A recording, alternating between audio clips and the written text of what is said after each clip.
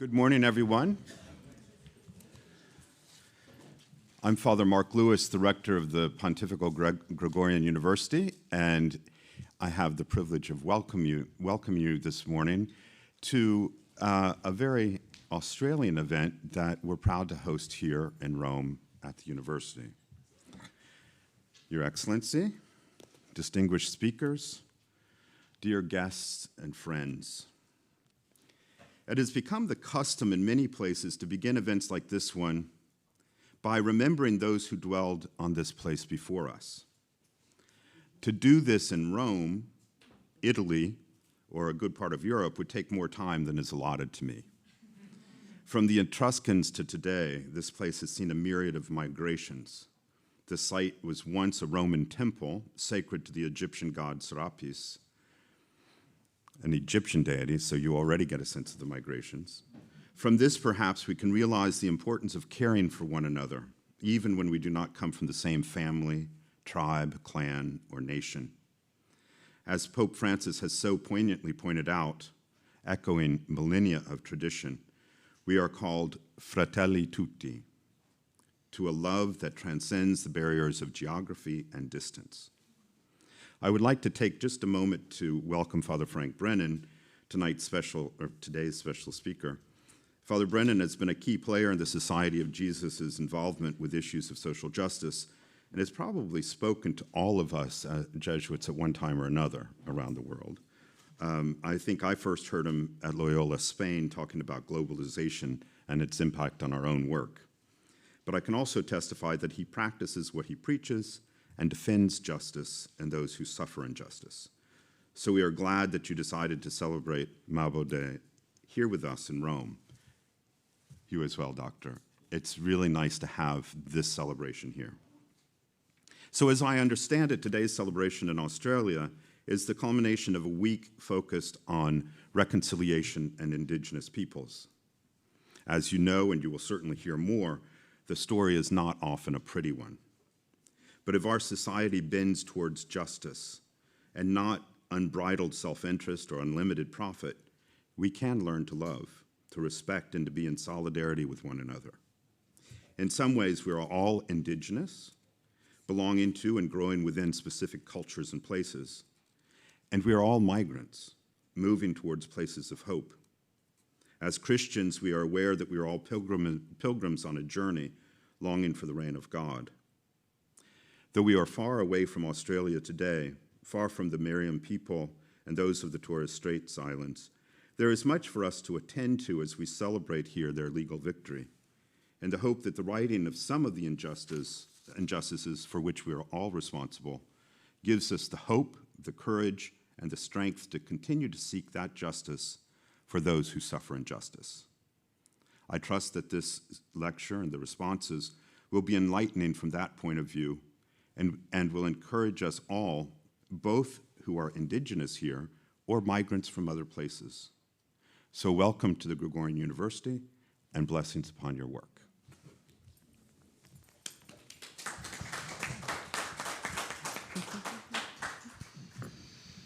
Good morning, everyone, and thank you for joining us today on this day where we celebrate a historic victory for Indigenous rights in Australia 31 years ago.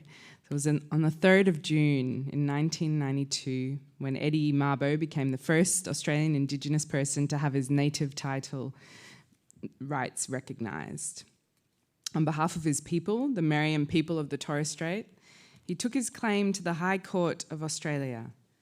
The High Court reached a landmark decision that overturned the concept of terra nullius, or the idea that no one owned the lands before European settlers arrived.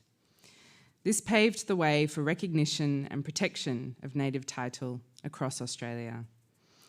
I'm extremely grateful, first and foremost, to Professor Rector Mark Lewis, whose generosity and cooperation was instrumental in making this lecture possible today.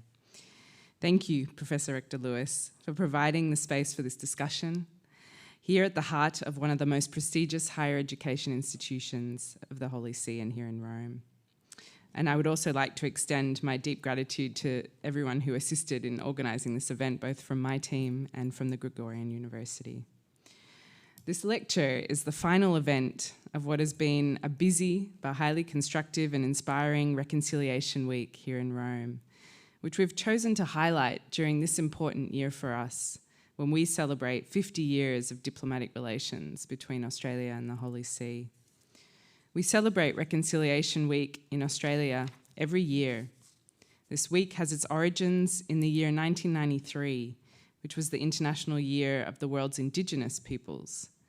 Australia marked the occasion with a week of prayer for reconciliation, organised by our faith communities in Australia, which then led to a decision in 1996 by the Council for Aboriginal Reconciliation to institute Australia's first National Reconciliation Week. The week marks one of the first steps in our reconciliation journey in Australia, a referendum held in 1967, which removed discrimination against our Aboriginal and Torres Strait Islander peoples in our constitution. And today's Mabo Day, which I referred to earlier, is the end of the week. National Reconciliation Week is a time for all Australians to learn about our shared histories, our cultures and achievements, and to explore how each of us can contribute to achieving reconciliation. It's an observance that has been part of reconciliation efforts ever since, and it has taken on more significance year on year. During this week here in Rome, we have been delighted and privileged to welcome one of our country's most respected Aboriginal elders, Dr. Miriam Rose Ungumur Bauman, and we had the opportunity to hold so many rich exchanges on themes that are of common interest to Australia and the Holy See. Her visit was focused on ensuring her voice, an Indigenous voice, a voice representing a culture and a people that is 60,000 years old, was heard internationally, a key priority for the Australian government. First Nations peoples were our first diplomats, our first traders, and it's incumbent on us as Australians, when we engage internationally, that we begin by explaining who we are, a land that is home to the oldest continuous culture in the world, a nation whose people share common ground with so many of the world's peoples. Our reconciliation journey in Australia is still ongoing. The Australian government is firmly committed to the journey, to walking together to a better future, including implementing a statement, the Uluru Statement from the Heart, which was released by 150 Indigenous leaders in 2017, calling for recognition and consultation. Later this year, all Australians will be asked to vote on the principle of recognising Aboriginal and Torres Strait Islander peoples in our Constitution through an Aboriginal and Torres Strait Islander voice. If the referendum passes, there will be a further process with Aboriginal and Torres Strait Islander communities and the broader public to settle the design of that voice.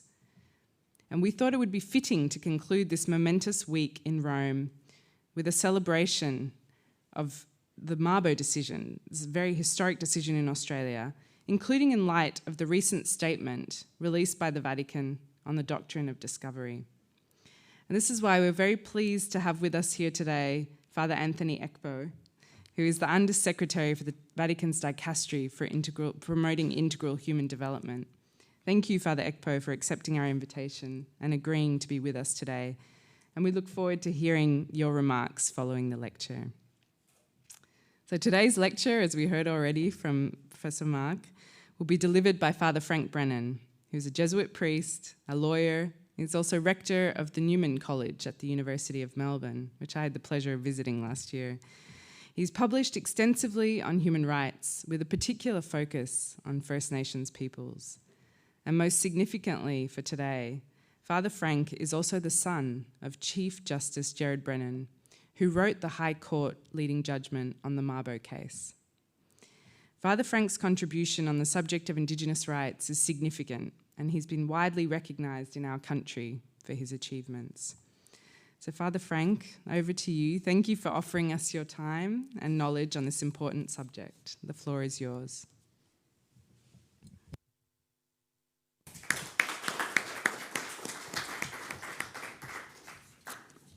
Father Rector, Your Excellency, Ambassador Poro, Monsignor Ekpo, Dr. Miriam Rose Ungama, ladies and gentlemen, thank you for the great honour of being here at the Gregorian University to address the topic, A Contemporary Australian Perspective on the Recognition of Aboriginal Rights. And as I begin, might I pay tribute to Ambassador Poro and her team who have done such a fabulous job this week to make Miriam and others of us so welcome, and to have arranged such a splendid program to bring national reconciliation, the upside and the downside of our national journey, to the attention of the community here in the Vatican, and for us to take heart of the things that we have learnt. So thank you. So I've been asked to address a contemporary Australian perspective on the recognition of Aboriginal rights. Let me commence with the doctrine of discovery and papal documents. Being in Rome, marking the 50th anniversary of diplomatic relations between Australia and the Holy See, it is appropriate that I commence my lecture on the recognition of Aboriginal rights with some observations on the recently released joint statement of the Dicasteries for Culture and Education and for Promoting Integral Human Development on the doctrine of discovery. And thus we are delighted to have Monsignor Ekpo with us. This statement has been warmly welcomed by First Nations peoples in Australia as elsewhere. The Dicasteries have acknowledged that with the help of Indigenous peoples, the Church has acquired a greater awareness of their sufferings, past and present, due to the expropriation of their lands, which they consider a sacred gift from God and their ancestors, as well as the policies of a forced assimilation promoted by the governmental authorities of the time intended to eliminate their Indigenous cultures.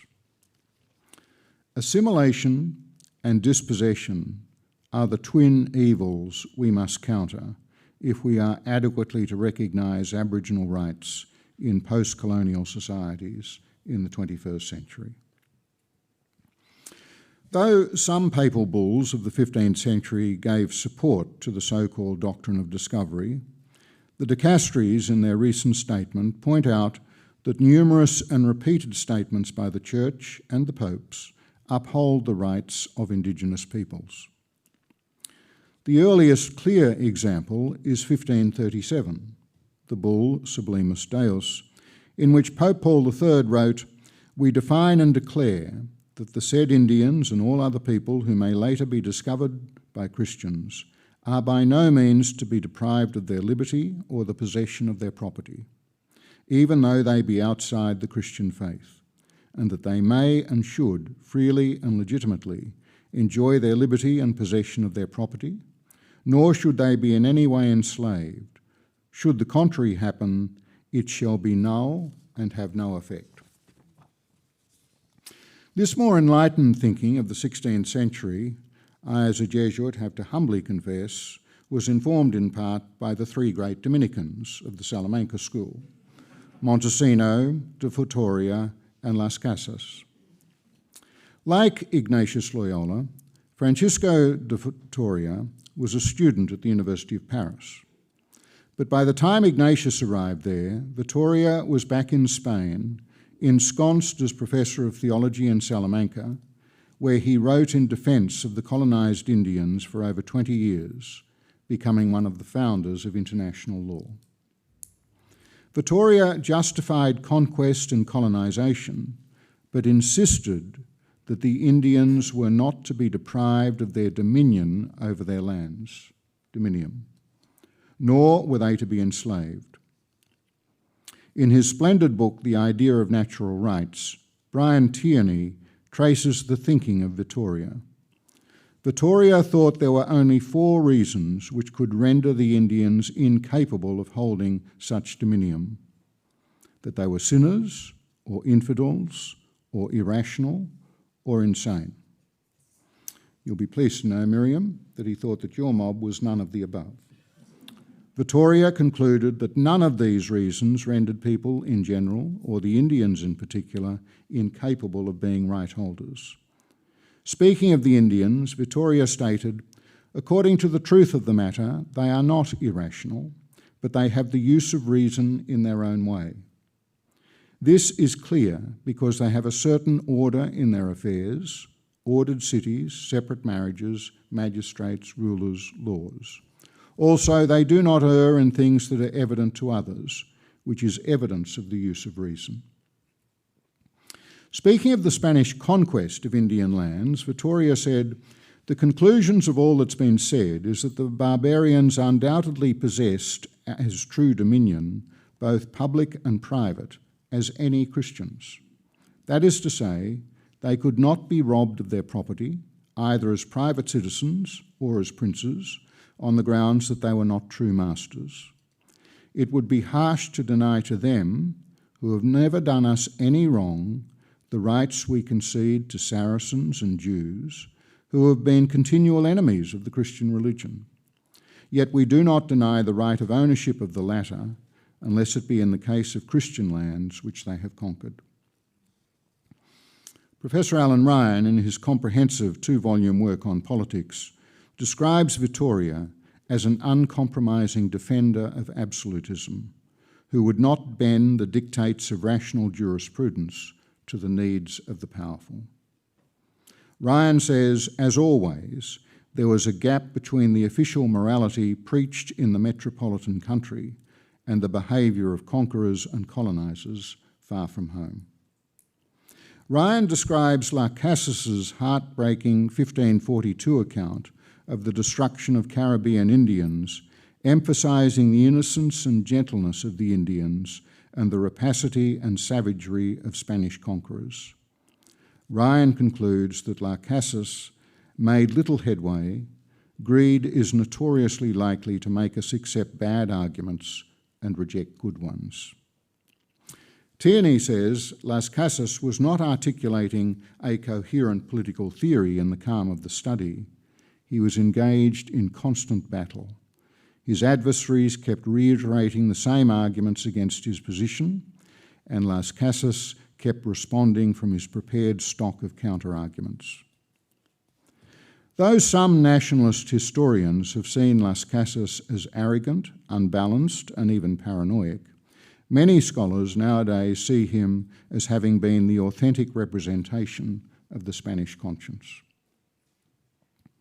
While his chief protagonist court, Sepulveda, saw the Indians as primitives in every sense, Las Casas thought they surpassed even the Greeks and Romans in the use of natural reason.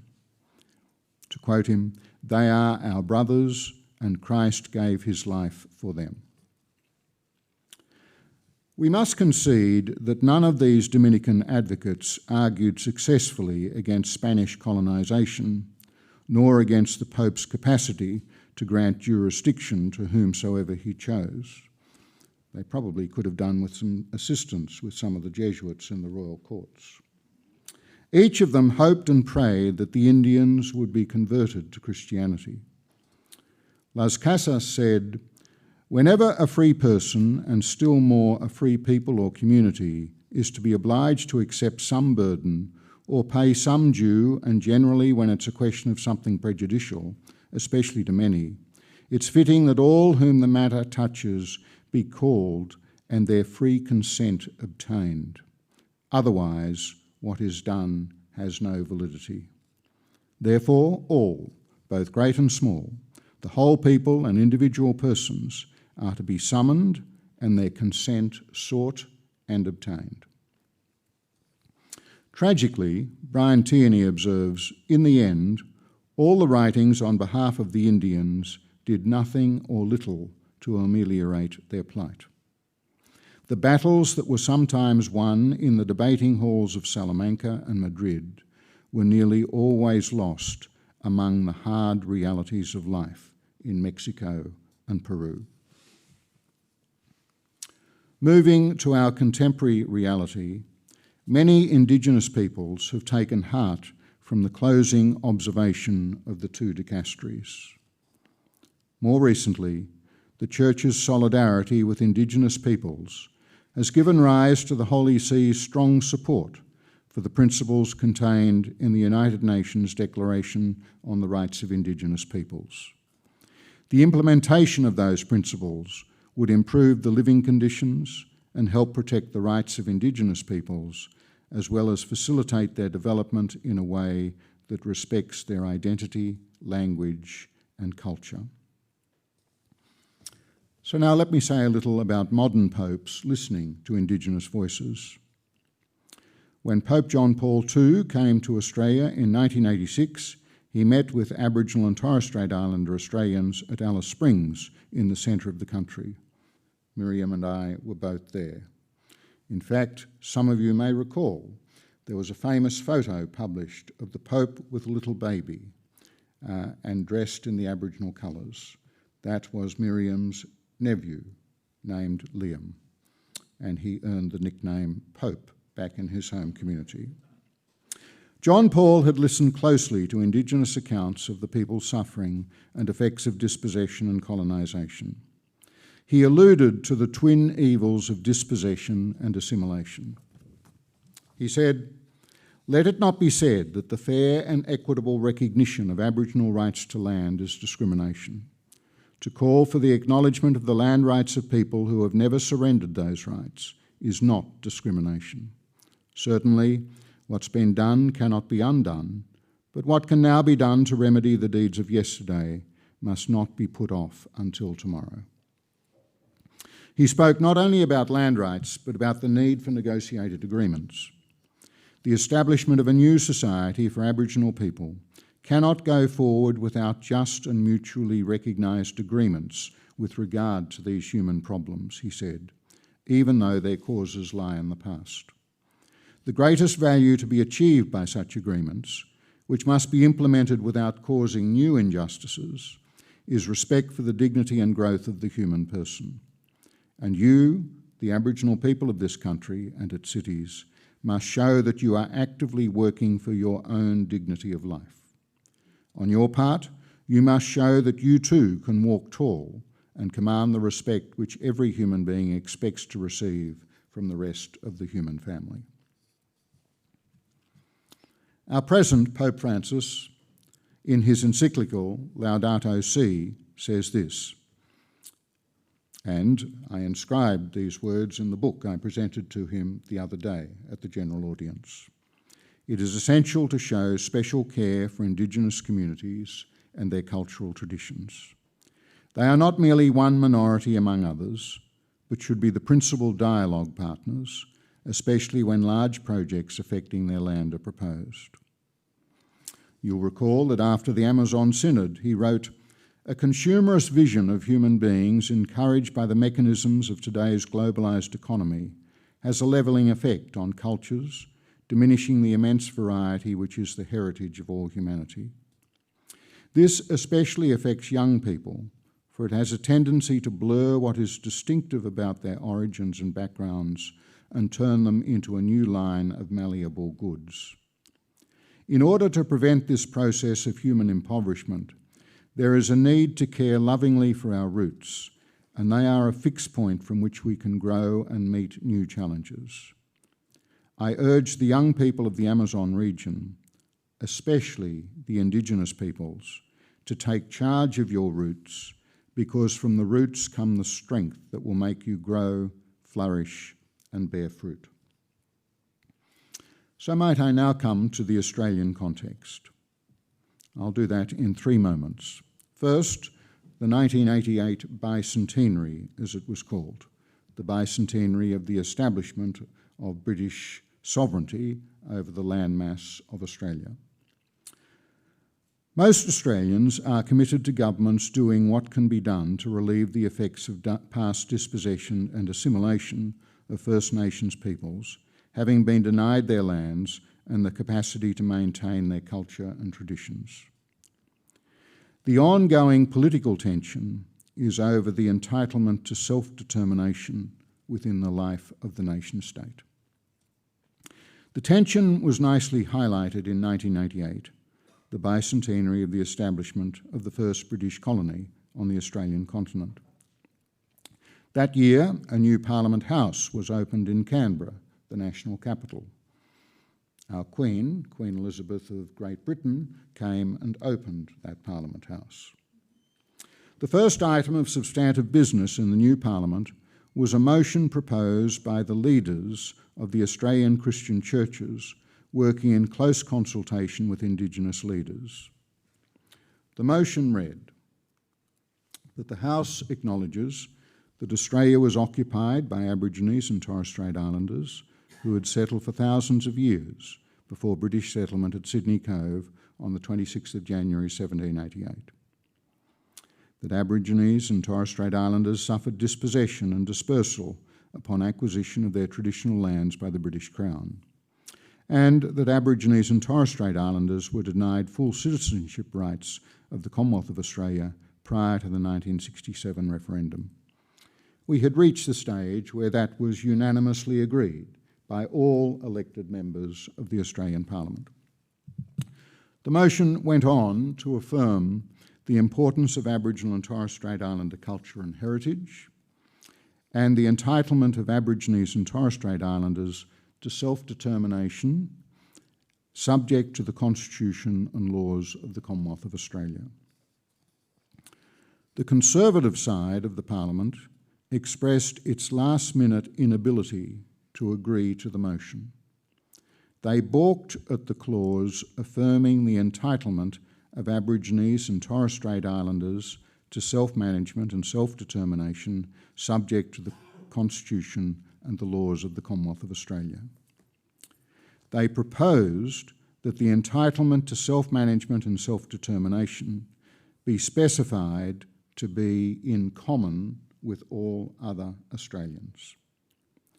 This qualification was not acceptable to the Indigenous leaders who thought it was unduly assimilationist, nor was it acceptable to the church leaders who thought the compromise to satisfy the Conservative side of politics could not be bought at the cost of Indigenous disappointment.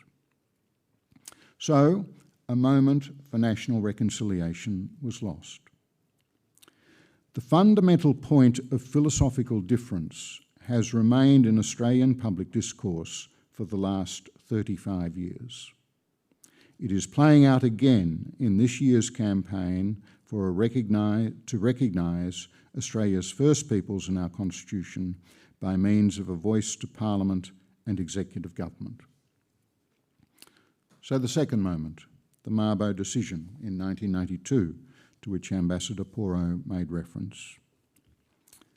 After the 1988 bicentenary, the focus moved from self-determination in the Parliament to land rights in the courts.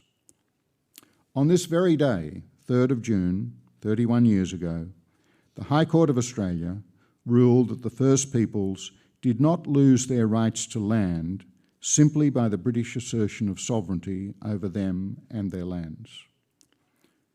On the 3rd of June 1992, the High Court delivered its historic judgment in Mabo against Queensland. To appreciate the significance of the Mabo case, one needs to understand something of the past British jurisprudence of Indigenous land rights, or more correctly, the lack thereof. In 1919, the Privy Council decided in the case In re Southern Rhodesia, in which Mr. Rhodes's British South Africa Company was a party, a case relating to land transactions between Cecil Rhodes and the native people of Zimbabwe. The other parties to the proceedings were the Legislative Council of Southern Rhodesia, the Crown and the native peoples. Lord Sumner, in his report of the Privy Council, wrote, "By the disinterested liberality of persons in this country, their lordships had the advantage of hearing the case for the natives, who were themselves incapable of urging, and perhaps unconscious of possessing, any case at all. Undoubtedly this inquiry has thereby been rendered more complete." Leslie Scott, KC, and Stuart Bevan are described as appearing for the natives, perhaps the shortest and most generic description of a party ever to appear in the authorised law reports. On the next page of his report, Lord Sumner writes, The estimation of the rights of Aboriginal tribes is always inherently difficult. Some tribes are so low in the scale of social organisation that their usages and conceptions of rights and duties are not to be reconciled with the institutions or the legal ideas of civilised society. Such a gulf cannot be bridged.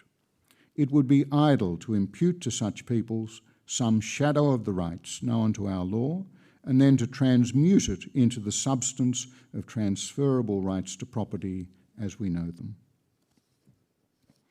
Lord Sumner observed that there was a wide tract of much ethnological interest between these tribes and other Indigenous peoples, whose legal conceptions, though differently developed, are hardly less precise than our own. He thought the natives in question approximate rather to the lower than to the higher limit.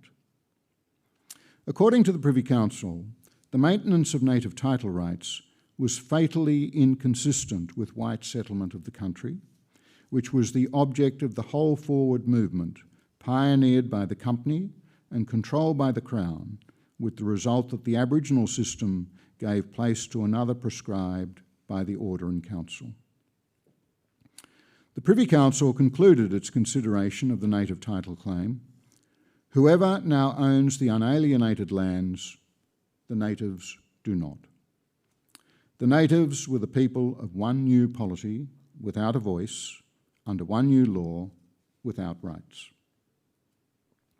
Turning to the dispute between the company and the Crown, the Privy Council decided that the British South Africa Company was entitled to dispose of any unalienated lands using the proceeds to offset the costs of administration. Should the Crown terminate the company's administration of Southern Rhodesia, the company was entitled to reimbursement for the Crown for previous costs, either from the proceeds of further land sales or from public funds. At the height of colonial expansion by European empires, those Indigenous groups who bore some resemblance to their colonial masters were to enjoy some recognition and protection. Those differing from their new masters, who could barely comprehend their social reality, were to be denied any semblance of land rights and self-determination. Such Eurocentric notions put blinkers on the law's horizons of justice. 74 years after the Privy Council decision about the fortunes of the British South Africa Company, the High Court of Australia had for the first time in the Mabo case to consider the rights of the Australian natives to the unalienated lands. In 1992, that court decided to discard the distinction between inhabited colonies that were deemed to be terra nullius and those which were not. If I might quote my father's judgment, if it were permissible in past centuries to keep the common law in step with international law, it is imperative in today's world that the common law should neither be nor seem to be frozen in an age of racial discrimination. The fiction by which the rights and interests of Indigenous inhabitants in land were treated as non-existent was justified by a policy which has no place in the contemporary law of this country. With the removal of the blinkers used by Lord Sumner and most Europeans of his time, Indigenous people are not guaranteed a better life, but they can be assured the legal and political preconditions for better participation in the life of the nation-state, while maintaining and adapting their traditional places and lifestyle. The contemporary Australian court went on to say, whatever the justification advanced in earlier days for refusing to recognise the rights and interests in land of the Indigenous inhabitants of settled colonies, an unjust discriminatory doctrine of that kind can no longer be accepted. The expectations of the international community accord in this respect with the contemporary values of the Australian people. Does this reference to contemporary values imply that the judges thought the majority of Australians, if asked in an opinion poll, do you support Aboriginal land rights, would have answered unequivocally yes? I don't think it can mean that. I am prepared to accept that the majority of Australians, if asked that question in 1992, would have answered no. The values that underpin the Mabo decision are respect for property, the desire for certainty in the conduct of relations relating to land, predictability in the application of the law by courts for the resolution of conflict, and non-discrimination in the sense that government should not treat persons differently unless there is a coherent rationale for such different treatment. In particular, governments should not treat more adversely people's property rights simply because they are members of a particular race. These are the enduring values of contemporary Australians. After the Mabo decision, I met with the senior partners of one of Australia's largest legal firms. They were agnostic about the decision's effect, doubting that it had really changed anything. I pointed out that my line of work had not changed, but that prior to Mabo it was called politics.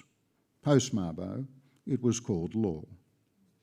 It was unimaginable prior to Mabo that a Jesuit working for Aboriginal rights would have been invited to the annual retreat of a leading law firm. Something had changed. At the end of the session, one of the lawyers, a Mr. Murphy, pointing out that his ancestors were Irish, asked, "If there are special rights for the Aborigines, why don't you have special rights for the Irish?" Being a Brennan and my mother an O'Hara, I have some sympathy for the rights of the Irish, but the rights of the Irish in Ireland.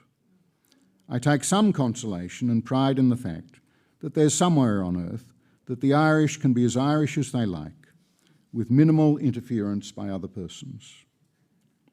The more relevant comparison is not with the rights of the Irish in Australia, but with the rights of the Irish in the Republic of Ireland. There is only one place on earth where the Aboriginal people have any prospect of living out the fullness of their community life.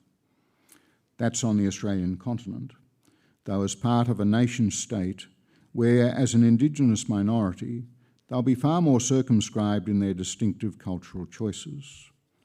But there are possibilities for them, and those possibilities are enhanced by recognition of their land rights and their ongoing entitlement to self-determination within the life of the nation.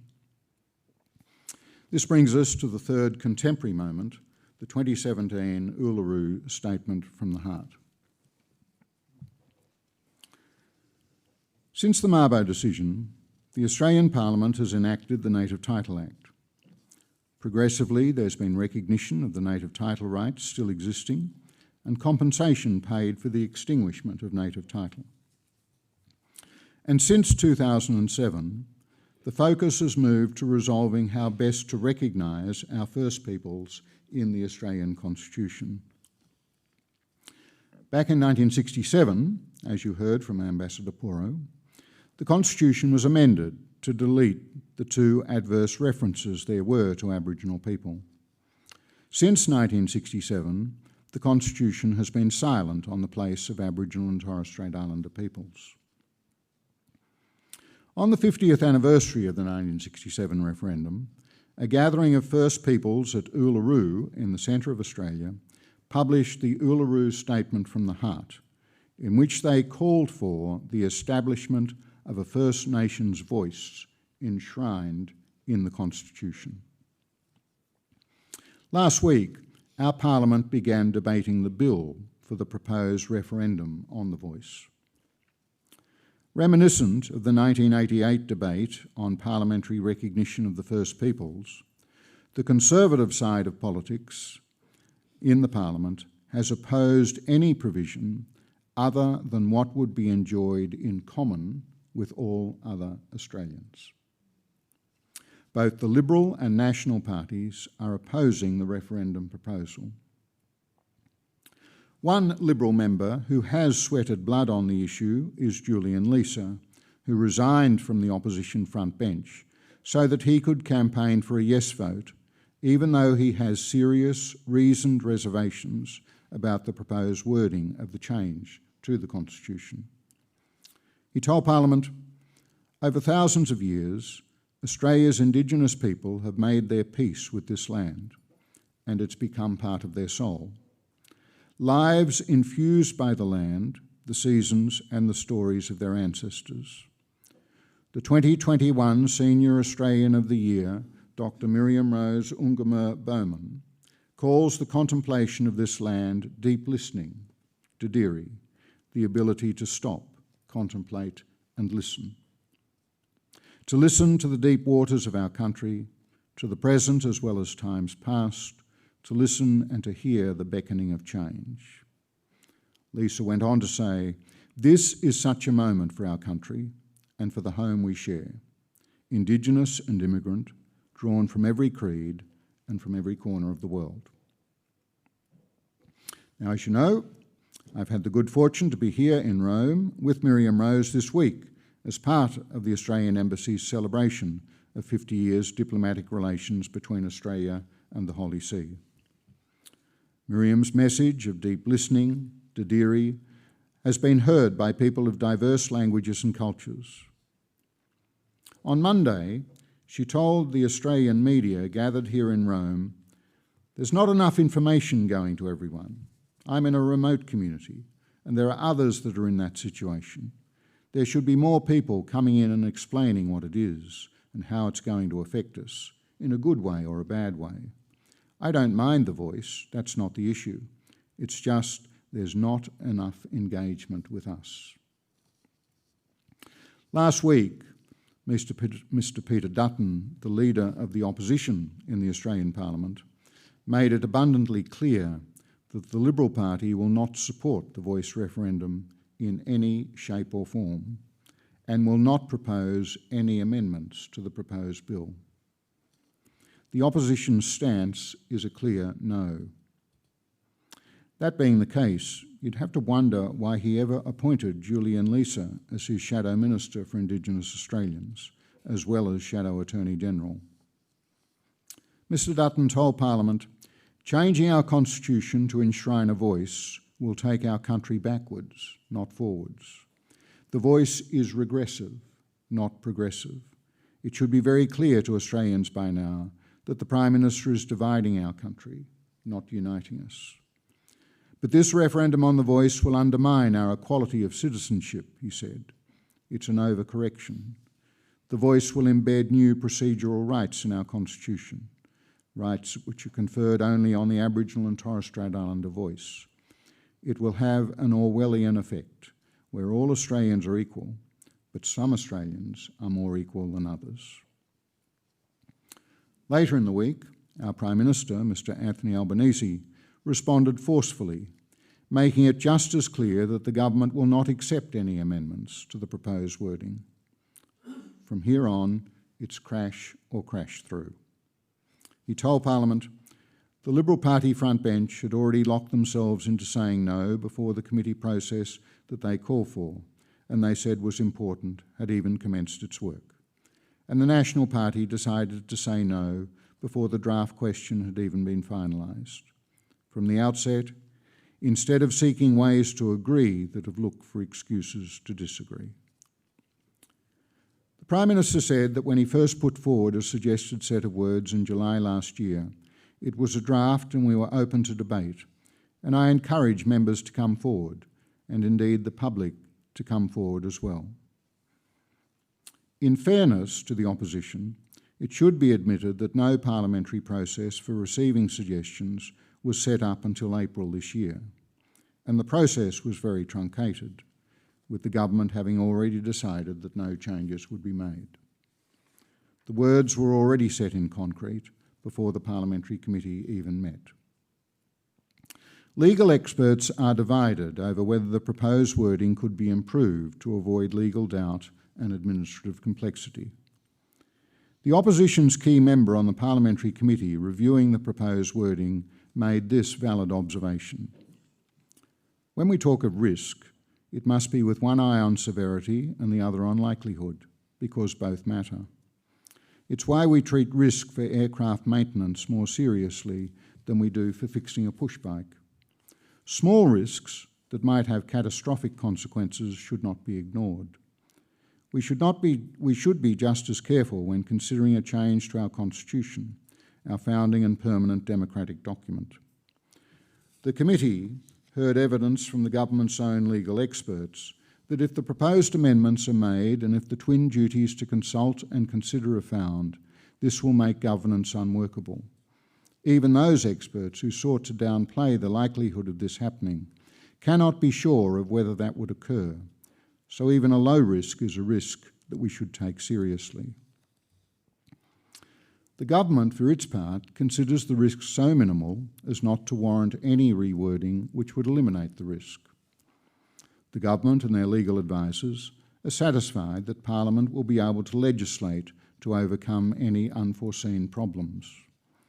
They're also satisfied, despite a difference of competent legal opinion, that a future High Court is unlikely to infer or imply a duty for public servants to consult the voice or to receive representations from the voice before making decisions. They're also satisfied that the voice will have better things to do with its limited time and resources than to be making representations to public servants about routine administrative decisions. The Attorney-General has gone so far as to assure the Parliament that the Parliament will have the power to legislate about whether representations by the voice need to be considered by the executive government, and if so, in what circumstances. All this begs two questions. Why doesn't Parliament simply tweak the words to ensure that public servants performing their routine administrative tasks are not required by the Constitution to consider representations by the voice? And why not enact a constitutional provision which simply permits the Parliament to stipulate by legislation when, if ever, public servants making routine administrative decisions will be required to consider representations by the voice? Neither side of the parliamentary chamber has done what was needed to bring the country together, to bring reconciliation in our land, to bring the country to yes. Whichever way the referendum goes, we'll be left with a country divided, and that is a tragedy. Following the lead of Miriam Rose Ungemerr, let's hope that all Australians, whichever way they will eventually vote, will recommit themselves to a deep inner listening to each other and to our land. For an international audience gathered here at the Gregorian University, it's worth reflecting on the haunting words from the Uluru Statement from the Heart. The ancestral tie between the land, or Mother Nature, and the Aboriginal and Torres Strait Islander peoples who were born therefrom remain attached thereto and must one day return thither to be united with our ancestors. This link is the basis of the ownership of the soil, or better, of sovereignty. I think Miriam could join with me in assuring you that not many 21st century Aboriginal Australians use terms like therefrom, thereto, and thither. This statement is an adapted quote from the submission put by Mr. Bayona Barmea, Senior President of the Supreme Court of Zaire, who appeared on behalf of the Republic of Zaire in the International Court of Justice in 1975, dismissing the materialistic concept of terra nullius, substituting a spiritual notion. Bayona Barmea was a Congolese lawyer who commenced his studies in a Catholic minor seminary before going on to study law at a Catholic university in the Congo. Judge Fouad Amoun, a Maronite Catholic and the Lebanese Vice President of the International Court, quoted the submission in his judgment in the advisory opinion on Western Sahara. This part of Judge Amoun's opinion was then quoted by a couple of the judges in the High Court Mabo decision. How extraordinary that the inheritors of the longest living culture on earth would quote a Lebanese judge quoting a lawyer from Zaire to express the depths of their spiritual relationship with the land. This is a profound lesson for those of us seeking an inclusive Australia. We are able to share our diverse cultural and religious modes of expression to communicate the deepest yearnings of our hearts. No doubt this is what Miriam Rose has achieved in Rome this week. Judge Amoon observed in his judgment that the spirituality of the thinking of the representative of Zaire echoes the spirituality of the African Bantu revealed to us by Father Placide Tempels, a Belgian Franciscan, in his work Philosophie Bantu. The author sees therein a striking analogy with that intense spiritual doctrine which quickens and nourishes souls within the Catholic Church. How extraordinary it is, too, that remarks by lawyers from Zaire and Lebanon, echoing African Bantu and Belgian Catholic notions of spirituality, would come to express Australian Indigenous spiritual aspirations to land in such a foundational document as the Uluru Statement from the Heart. Last week, NATSIC, the National Aboriginal and Torres Strait Islander Catholic Council, which is the formally recognised voice in the Australian Catholic Church, published its statement supportive of a constitutionally enshrined voice to the Parliament. They said, "We acknowledge that people of goodwill who care for First Nations peoples can come to different conclusions and form differing opinions from the same information. We must accept these opinions and respect each other's rights to express them. However, we offer these comments to encourage Australians to consider the benefits of the voice to Parliament for helping to achieve reconciliation with Aboriginal and Torres Strait Islander Australians. We urge all Australians, including our members of Parliament, to engage in respectful and constructive dialogue on this issue. By working together in a spirit of solidarity, we can create a more just and equitable society of all." Let's hope that the reconciling spirit blows through the chambers of our Parliament during the next 3 weeks, while our elected leaders continue to consider this bill, hopefully laying the groundwork for the 3-month campaign, when we, the people, must decide how we are to be reconciled in our land, deeply listening to each other's concerns for those who are the first peoples of our land, and for all who come to Australia to find a home where they can live in peace and security, equal under the law. Given the reluctance of all major political parties to consider any amendments to the proposed change to the Constitution, the wording of the change to the Australian Constitution might not be perfect. But we, the people, will have a clear choice in October this year. We can vote no to a constitutionally enshrined voice, either because we continue to think that all constitutional entitlements should be held in common with all other Australians, or because we are not convinced that the voice will work effectively. Or we can vote yes, because whatever the imperfections of the wording and the risk of future complications, we think it's high time that Australia's First Peoples were recognised in the Constitution in a manner sought and approved by a broad cross-section of Indigenous leaders. Regardless of the shortcomings of our Parliament, I will be voting yes, and I say that unequivocally. Only 8 out of the 44 referendums have succeeded in Australia since Federation. I hope this one will be the 9th. The ruling Labor Party has attempted to amend the Australian Constitution 25 times and succeeded only once. This time, I hope Labor can double its success rate. One of Australia's finest Aboriginal leaders is Lowitja O'Donoghue. In 2017, Lowitja paid me the great honour of asking me to deliver the Lowitja oration for the 50th anniversary of the 1967 referendum. I concluded my oration with these words: "Lowitja, bring us together behind a proposal for constitutional recognition that is both achievable and principled, providing constitutional recognition of a First Nations voice on distinctively Aboriginal policy issues while leaving open the future extra-constitutional question of treaty following upon a Makarrata Commission.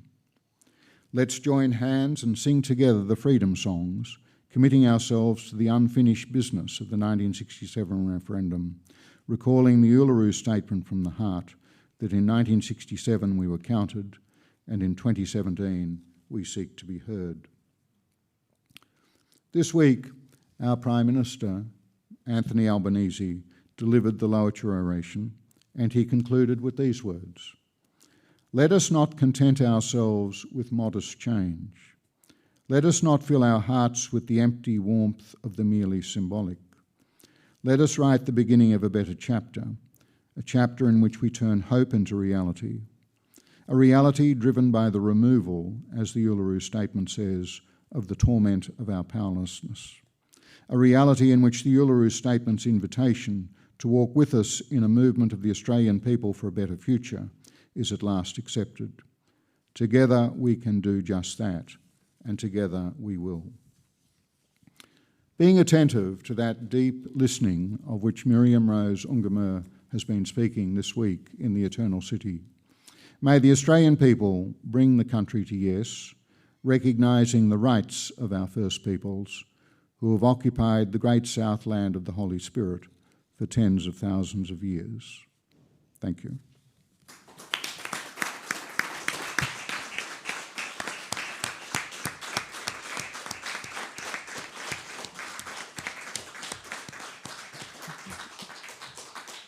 Thank you, Father Frank, for that incredibly rich lecture that's taken us back in time and then to more contemporary issues of today, particularly in Australia, and underlining and outlining some of the challenges and hurdles that we face in Australia. I think, as you say, the next few months are going to be critical, and the importance. One of the things I've taken away from Miriam's visit this week is her openness to walking in two worlds, and I think that's what we need to learn to do a bit more in Australia as well, to embrace our realities and our two worlds, bring these worlds together.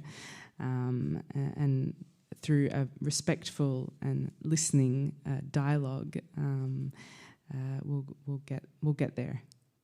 But now I'd like to hand over to Monsignor Ekpo to respond to the lecture. Thank you.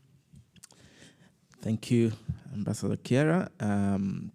Your Excellencies, Dr. Miriam Rose, Father Frank Brennan, and ladies and gentlemen, I am very delighted to be here this morning, and I bring with me the best wishes of Cardinal Michael Journey, who is the prefect of my Dicastery and who is in Africa at the moment. The invitation was extended first to him, and then he, because of his engagements in Africa, in Congo, so I am here representing him this morning. And He is a fellow Jesuit. Yes, yeah. I know we have a bit of a Jesuit mafia. So I bring with me his prayerful best wishes that the discussions we're having this morning will bear much fruit, and the fruitful exchanges from this morning we have a positive impact. And I would like to thank you, Father Brennan, for that excellent presentation titled A Contemporary Australian Perspective on the Recognition of Aboriginal Rights. I met you for the first time in Adelaide many years ago. This was shortly after my ordination at the Canon Lawyers Association of Australia and New Zealand at their conference. So where you spoke excellently well, I think, on civil law and canon law and the sexual abuse of minors. So that was when I first met you, and I've always known you to be a clear thinker. You have a way of analyzing complex issues in a very clear and distinct way, and that's what we've seen also this morning. It is very true of your presentation this morning. You began with a reflection on the doctrine of discovery and the way that the Church currently understands it. You highlighted the recent joint statement of the Dicastery for Culture and Education, and the Dicastery for Promoting Integral Human Development and the Doctrine of Discovery, and which expressed the Church's great awareness of indigenous peoples' suffering, especially with regard to the twin evils of forced assimilation and dispossession. You also reflected on the contributions of the modern popes, especially Pope John Paul II, and who visited Australia in 1986, and Pope Francis, calling for the respect of indigenous communities and their cultural traditions. You then spoke about what you call the contemporary Australian moment or context for relations with indigenous peoples. You highlighted specifically the 1988 bicentenary, the 1992 Mabo decision, and the 2007 Uluru Statement from the Heart. And I would like to comment on the last issue you addressed in your presentation on the Uluru Statement from the Heart. You see, I'm African, and from the southeastern Nigeria, and in Africa we have always believed that there is a strong link. There is a strong link between the land and the human beings that inhabit it. That is why in Africa we never ever talk about land in a romantic and disembodied way. It's not done. The land we inhabit is always seen as something concrete and crucial for daily life. We believe that people live on beyond death in their patrimonial land and in their offspring. So to cut off someone's affiliation with their land would mean destroying their culture, it would mean destroying their identity, it would mean destroying their future. So this is also true of indigenous peoples. And this is why I see the Uluru Statement from the Heart as not merely a statement or an invitation, but more like a summons. It is a summons. It is a summons not in a juridical sense, but chiefly and more importantly in a moral sense, in which the human heart is called to see and to consciously reject the absurdity of injustice, domination, and indifference. It is a summons to challenge the asymmetries of supremacy and the promotion of unequal statutes in the defense of human dignity and human rights in society. For me, at the heart of the Uluru Statement from the Heart is a summons for all Australians to engage in what is actually stated in that statement, the makarata, meaning the coming together after a struggle, to listen, deep listening as has been highlighted before. But to go beyond that, to encounter, to come together, to actively get involved in a communal encounter with people and with the earth, our common home. The Uluru Statement, therefore, is a summons to encounter. And this encounter is, as Pope Francis defined it, it's not about seeing but looking. It is not about hearing but listening. It is not just about meeting or passing people by, but stopping to engage with them. It is about allowing ourselves to interact, to embrace and to support one another, and to step together into the riptide of our daily lives and relationships, which are, as Pope Francis writes, though sometimes chaotic, can become a genuine experience of fraternity, a caravan of solidarity, a sacred pilgrimage. So the act of encountering requires much more than a unilateral gentleman's agreement or benevolent gesture meant to keep everyone happy. It demands openness of oneself to an honest exchange devoid of prejudices and presumptions. It demands humility, charity, and willingness to engage in receptive and constructive dialogue. Encounter is not just about dialogue and receptive listening, but also more about telling the truth. Telling the truth is about acknowledging or recognizing the true nature of reality, including all of the difficult realities that manifest for us all, including all of the wrong that has been done, and working towards finding ways to make things right again. It is about recognition of the mystery of who we are our culture, our identity, our history, and openness to embrace others. To encounter one another and to heal the divisions of the past also entails, to some degree, journeying together. Hence, the last line of the statement, the Uluru Statement from the Heart, which says, "Work with us in a movement of the Australian people for a better future."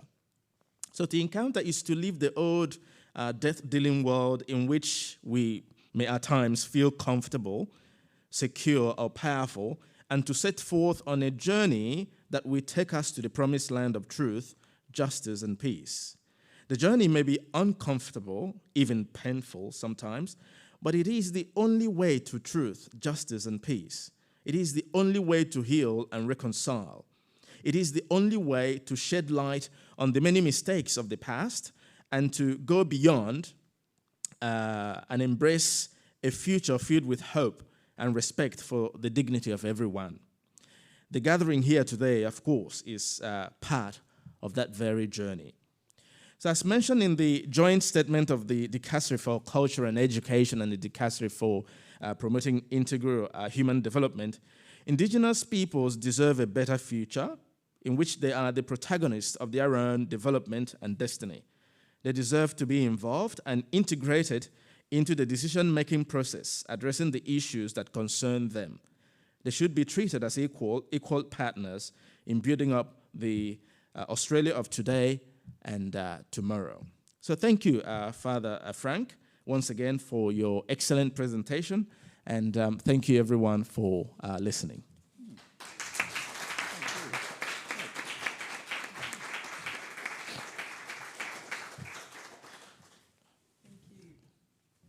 Thank you, Monsignor Ekpo, for those inspirational words and reminding us of the importance of encounter and journeying together. I wanted to open it up for questions now. If anyone has anything they would like to, any questions for either Father Frank or Monsignor Ekpo, they're both willing to engage. Don't be shy. If you just maybe state your name and.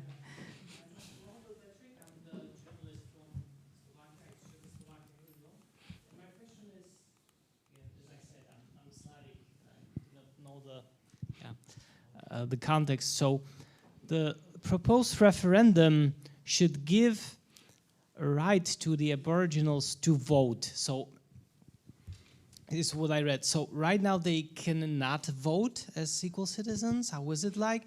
And the people in the outback, how what's their current status? Do they live in, like in the US they would have reservations, so could you please clarify the context in which they live, legally speaking?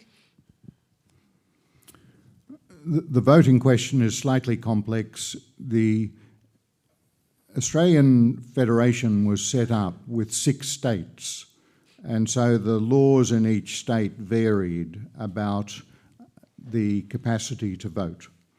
But by the time of the 1967 referendum, all states allowed people of Aboriginal or Torres Strait Islander heritage to vote. So since then, there has been the universal suffrage. In terms of the particular constitutional entitlements since then, prior to 1967, there were 2 negative references to Aboriginal people in the Constitution.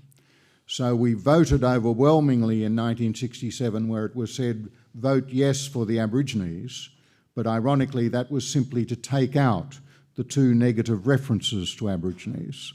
So the Constitution has been silent about Aborigines since 1967. But that, in a sense, highlights why the present not only political cleavage but philosophical cleavage in Australia, where more conservative Australians tend to say, we think it's fine that the Constitution is silent about Aboriginal Australians because we think under the Constitution everyone should be treated the same and there should be no institution in the Constitution which is open only to a particular group. Over against that is the mindset which I think is more common amongst young Australians, which is to say that we think that a nation state like Australia in the 21st century should give a special place of constitutional recognition within the Constitution for the First Peoples, because they are the proud carriers of a cultural heritage dating back 60,000 years. So that's not just a political difference, it's a very strong philosophical difference which is presently at play.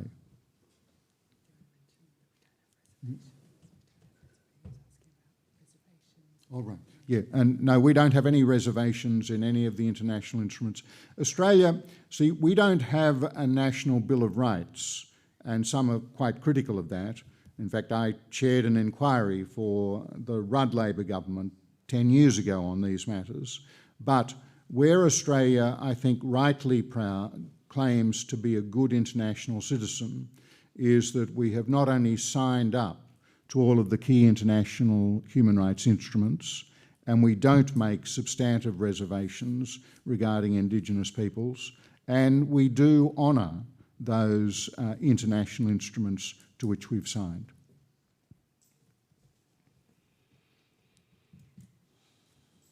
Other questions?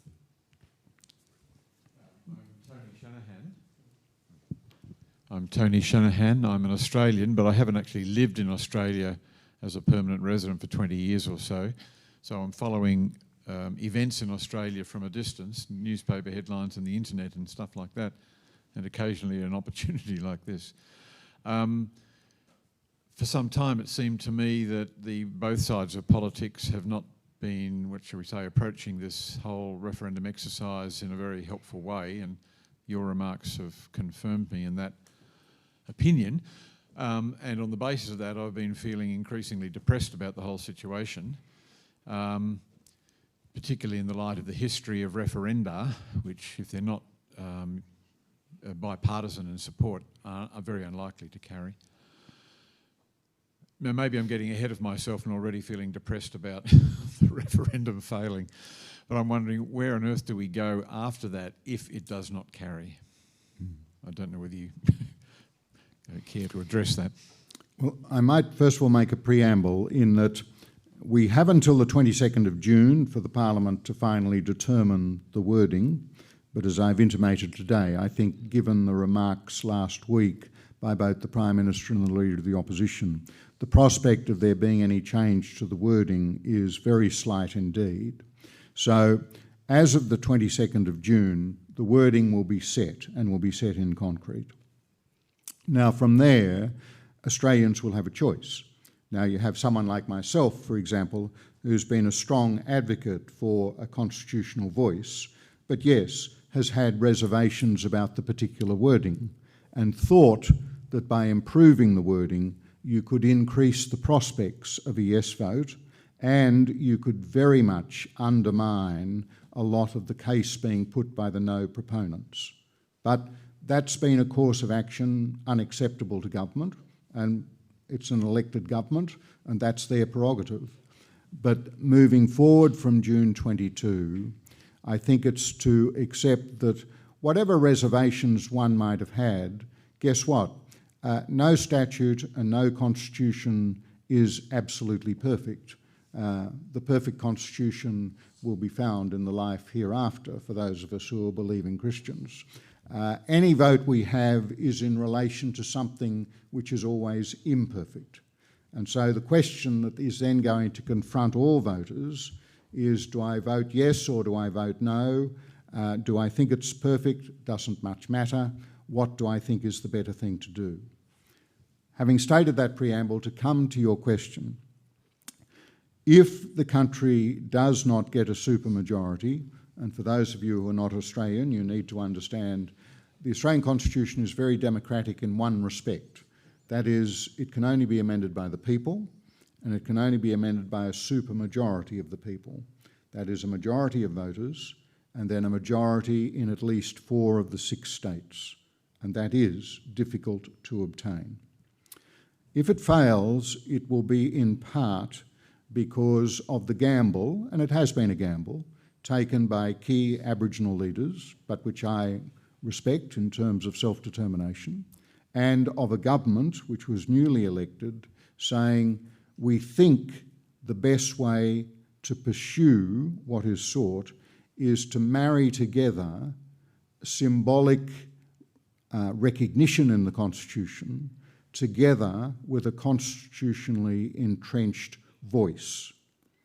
Now, there is no doubt, as in 1967, 90% of Australians would vote yes to symbolic recognition of Australian Aboriginal people in the Constitution. But it's the Indigenous leaders who have said, we're no longer interested in the political equivalent of cheap grace. We're not in the business of saying, you white fellas can vote for this and then feel good about it, but we are still left feeling disempowered within terms of the life of the nation state. So there's been a deliberate marrying together of the need for symbolic recognition together with a constitutionally entrenched voice.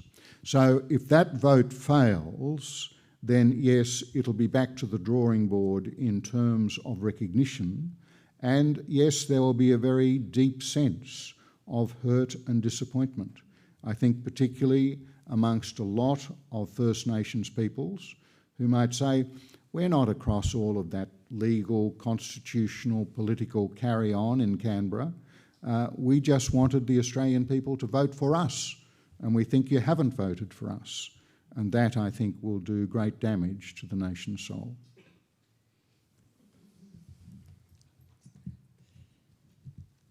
Just a question for Father Frank.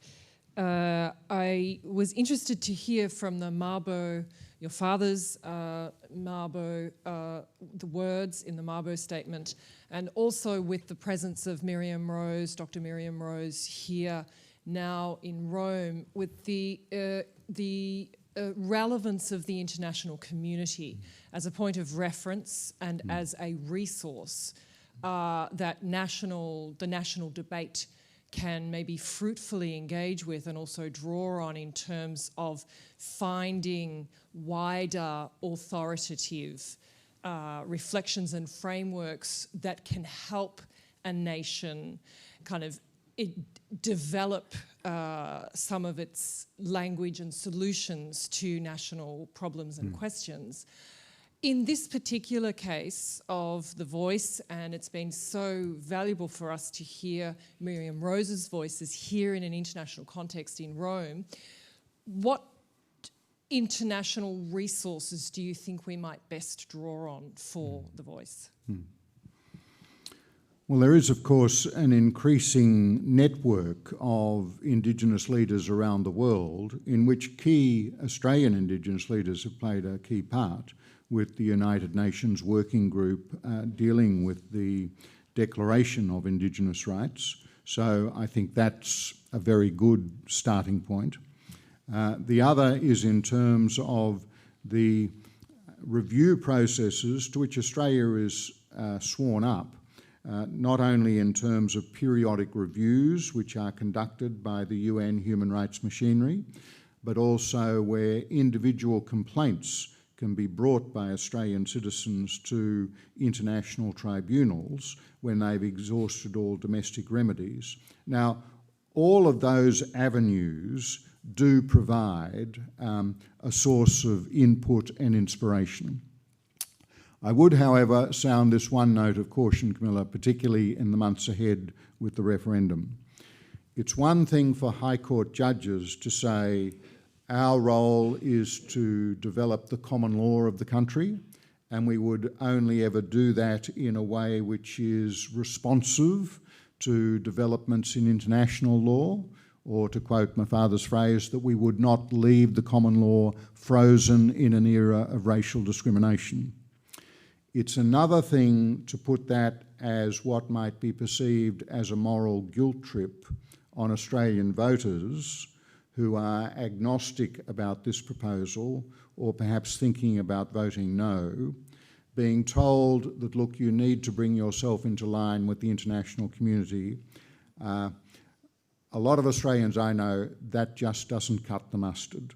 Now, it may be because we're an island nation continent at the far end of the earth, but basically Aussies are proud Aussies who say, look, you international community, you do your business and we'll do ours. So I would sound that note of political caution.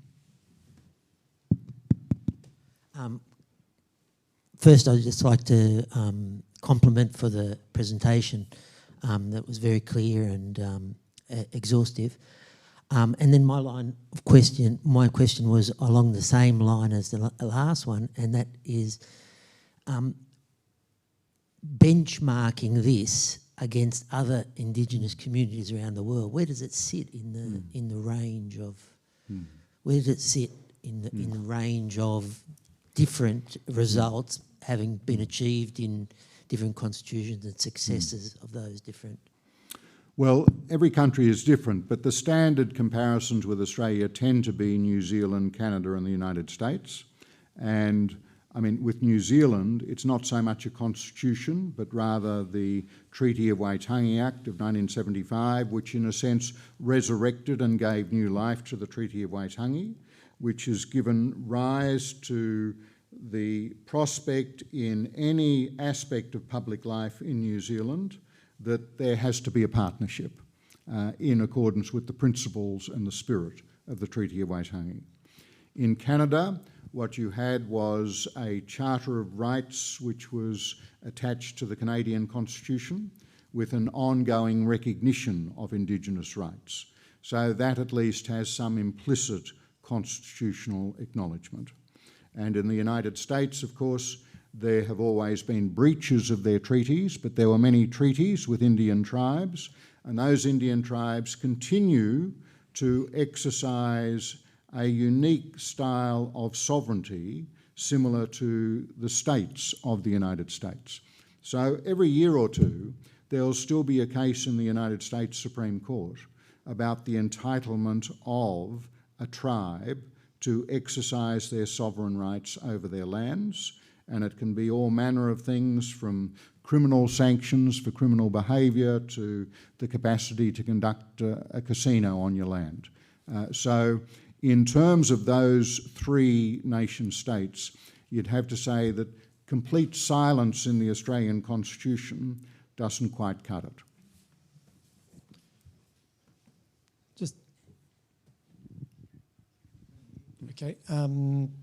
Just wanted to make a comment, Frank, on the New Zealand case, because as I understand, there was a statement from the 1830s that Maoridom would never cede sovereignty to the British Crown.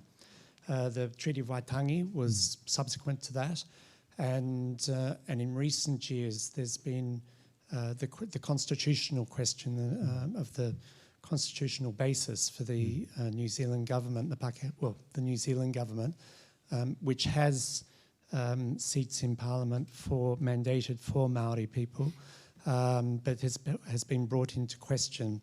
And there is I understand, a public education process going around because this is uncharted territory, similar to what we're speaking of today. And I just wonder if there is anything that we can learn from that process in Aotearoa, New Zealand. And would you comment on it? Thank you. Well, David, I know you have a family member who dedicated her life to this, and there's much that can be learnt from it. I suppose my one political caution of the moment would be, once again, with the referendum coming up in Australia, to be saying to voters who are undecided or who might be in the no camp, you might want to look across the ditch, isn't always the best invitation to taking on change. But having said that, once any referendum is over, yes, I think in terms of public understanding and sympathy for the benefits of that form of recognition, that New Zealand has a lot to teach those of us on the other side of the ditch. Thank you very much, Father Frank, and really an excellent talk. Not being Australian and having worked in Africa, as pastor of an urban parish, I was very interested by what Father Ekpo was saying, and I recognise that, the love of the land, etc. But my question is a sort of a more general, perhaps long-term one, regarding what are the matters that pertain to the Aboriginal and Torres Strait people that one might foresee a desire to consult about? And I would have in mind particularly urban Indigenous people. Thank you. Well, you've touched on what has been one of the live political questions with the proposed wording of the referendum. So you see, matters relating to Aboriginal and Torres Strait Islander peoples. As several Indigenous leaders and their supporters have said a number of times during the present campaign, in the 21st century, it would be nothing but racist to say that there is no matter which relates to Aboriginal and Torres Strait Islander peoples. We are citizens of the polity, and there are matters which concern us as much as they would anyone else. Now, clearly the understanding with something like a constitutional voice is that there are distinctive Indigenous matters, particularly in relation to land and heritage and culture questions, but then come a whole set of questions about, for example, health and education, where there are particular needs, particularly of remote Indigenous communities, which need to be addressed. But then, if you like, there's a series of circles, and then there is the circle of things which relate to anybody and everybody, but where Indigenous Australians may have a particular perspective.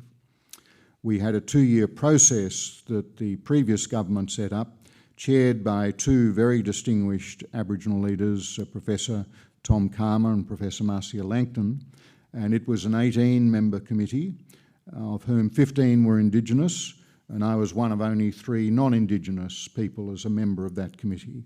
Now, that committee, which worked over 2 years in proposing a model for a voice, we said that it would be nonsense to speak just of a national voice unless you first establish local voices and regional voices which feed into a national voice. As I've often said in Australia during this campaign, a national voice, the word voice is a bit of a misnomer.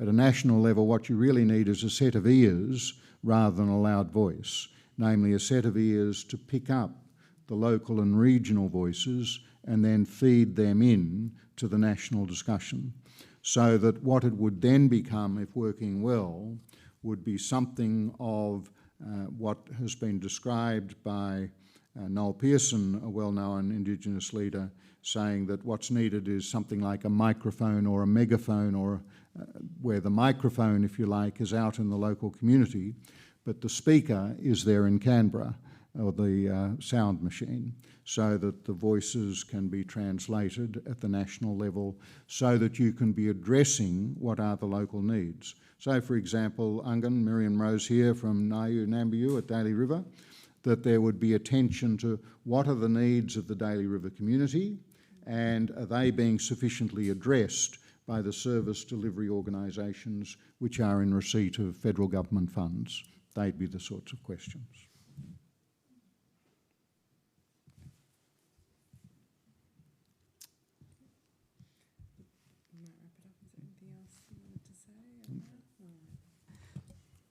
Thanks. A big thank you to everyone for coming this morning on a long weekend here in Rome. So we're very appreciative, but I think you'll agree with me in that we've been very fortunate to hear from one of our country's most qualified speakers on this topic, and someone that's been deeply involved on these issues for a very long time. So a big thank you to Father Frank for his words today, and also to Father Ekpo for joining us. And I did just want to take this opportunity, given it's our last event in this week, to also give a big thank you to Dr. Miriam Rose and to Elisa, who's accompanied her from Australia, for coming all this way and making such a big commitment to be with us this week. I think the feedback we've received has been quite overwhelming and incredibly positive. So thank you for joining us. Thanks for being here with us, and we look forward to coming and listening to you back home again. Thanks to everyone.